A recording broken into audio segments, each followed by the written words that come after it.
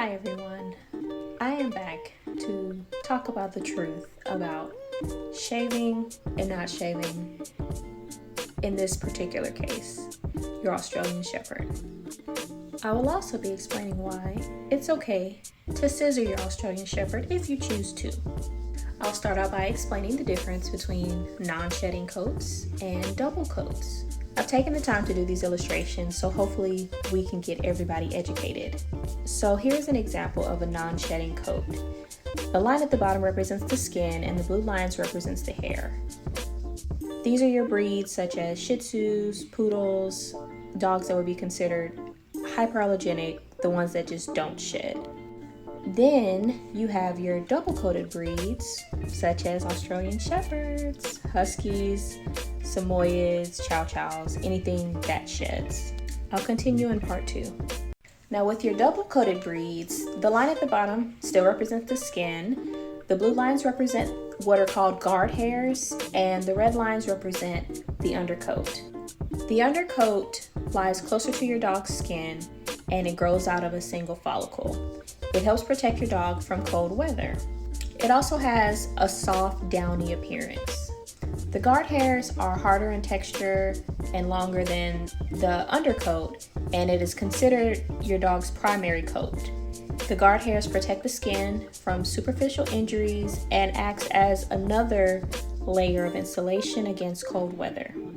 Now, as a groomer, I believe that there are a couple reasons why someone would want to cut their double-coated breed. One being they think that it will make their dog cooler, and the other would be to maintain the coat easier in between haircuts. Look out for part 3. First, I'm going to explain why shaving does not help your double-coated breed be cooler. I know a lot of people think, oh, if I remove the hair, my dog will be cooler, but in this case, that's just not true. In order to keep your double-coated breed cooler, you essentially need to do undercoat removal very regularly. The coat does blow seasonally. Once it's colder, it will definitely hold on to more undercoat, and when it gets warmer, your dog's coat will naturally release that hair. However, it still does require some help. Removing the undercoat allows air to actually get down to the skin and essentially does keep your dog cooler. Now, this is what happens when you shave your double-coated breed. Look out for part 4. So when you shave your double-coated breed, as you can see, it does not do anything to remove the undercoat.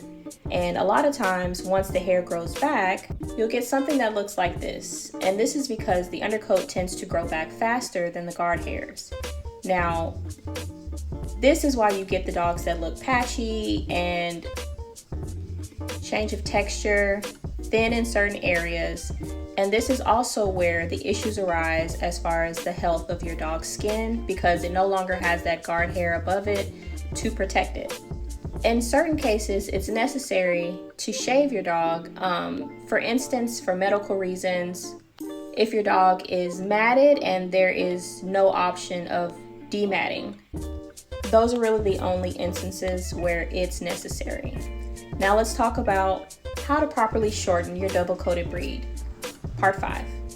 Okay, here we have the illustration of the double coat again.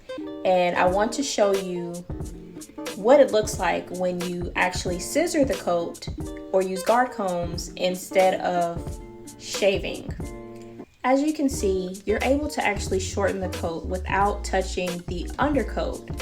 Reasons for doing this would be overall aesthetic of how your dog looks, for making it a little bit easier to keep the hair combed and brushed in between haircuts, which was the case with this sweet boy. That's exactly the reason his parents wanted to do it. Being that we understand that the undercoat is not affected, I personally don't see a reason why, if you want this for your double-coated breed, that you can't do it. I appreciate the passionate pet parents. I hope this sheds some light on the situation. Thanks for watching, guys. Bye.